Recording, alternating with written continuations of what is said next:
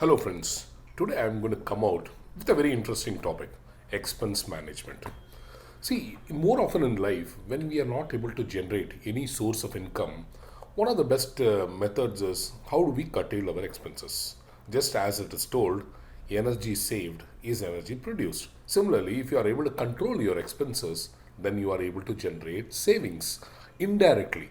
Okay, so now if you want to save more in the form of expense savings or expense reduction, please see this. The main topics I'm going to cover in this particular video is: what are your monthly expenses? Okay, how do you track them? How do you compare your expenses of the present month with the previous month? Okay, then find out with the comparison where the leakages are happening, where the cash is going out extra, unnecessary, or rather not required, and what are the plans? How do you plan for some stoppage of those leakages which is happening? Okay, sounds interesting. Let's go. Right now, list out your monthly expenses, okay, into various categories which is going out of your pocket. Right, it could be rent and maintenance, it could be groceries, it could be school fees or college fees of your children, right? EMIs, which are regular EMIs in the form of housing loan, credit card loan, right, personal loan, gold loan, car loan, etc. Then petrol and fuel.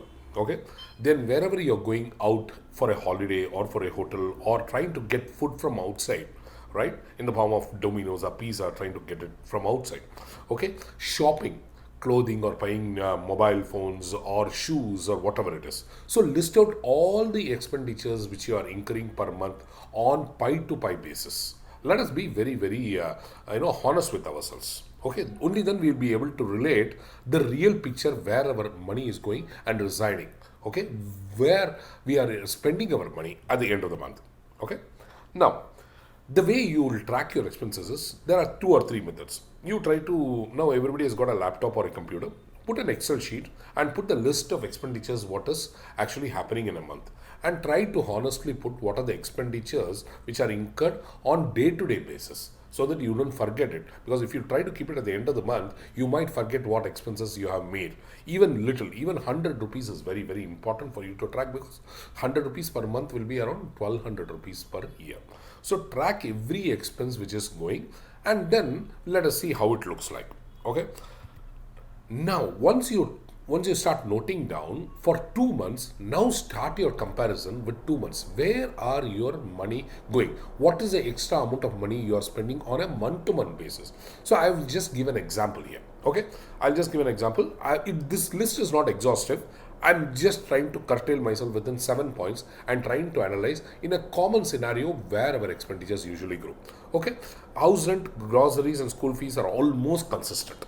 It would not change on a very dynamic note, but where things would really start getting more spent is hotels, outside foods. Okay, when we go for a shopping, we buy new clothes, we buy mobiles, we buy shoes, we buy this, that. Then our telephone bills might increase also. Okay, these are the areas where usually our expenditures get increased unexpectedly or unplannedly.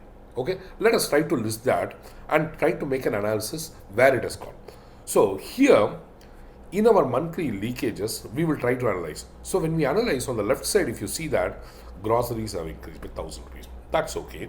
Okay, just have a cognizant of what exactly has gone into that. But where your focus is why petrol has increased by 1,000 rupees. Where did you go extra? Can you curtail that conveyance? Okay. The next thing is hotel. See, in this COVID, we have learned very many things. The lessons from that are preparing your own home food, which is quite healthy, and it is unhealthy to eat outside because of so many factors.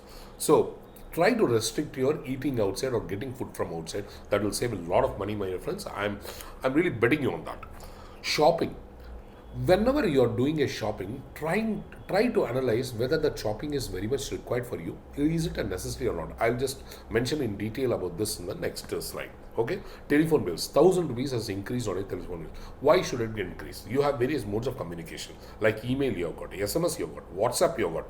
Can't you convey this through this? Because people almost every half an hour would be referring to either SMS or WhatsApp or mails. So why can't you communicate on this instead of talking over telephone? Unless it's a bare necessity.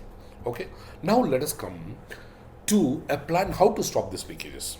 Now I have seen this.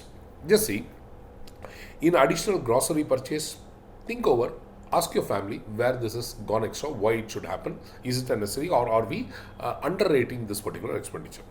Then petrol also same way. Why should you travel and why it has increased? Was it a necessity? Okay, hotel. Similarly, we have covered all these points here. Shopping also.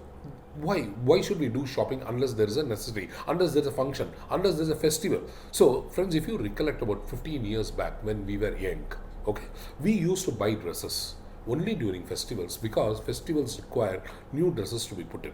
Nowadays, because of various discounts, because of various rebates which are coming out in our mobile or in our mail, we try to go and shop.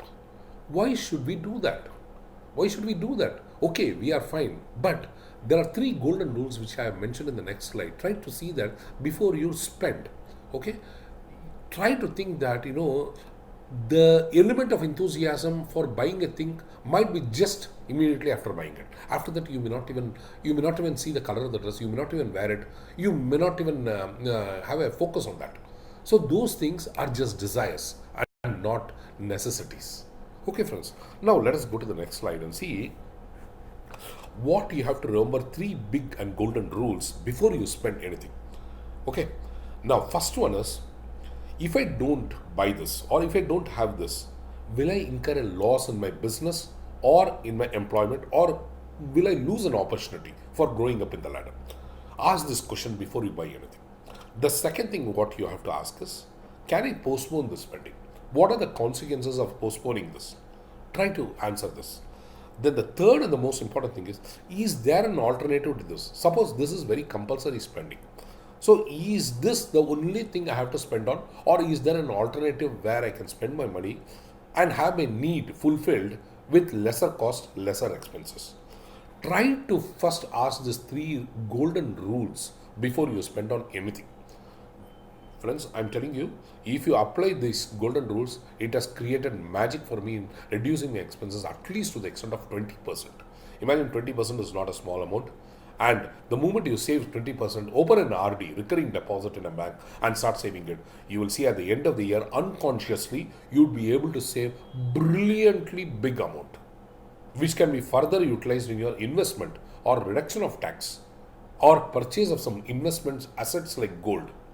Okay, think about it, my dear friends. See, this is very important because when we are not able to expand our sources of income, okay, when we are not able to expand our sources of income, our next objective should be how to reduce your expenses, how to reduce the cash outflow, how to curtail our expenses. Okay, friends, I hope this has driven home the point, the importance of expenses management. Okay. So thanks for watching it. If you like this video, please subscribe and hit the bell button so that I can come out with more and more innovative videos like this in finance, in motivation, and in emulating great personalities' habits. Okay. All the best for you. Have a great day.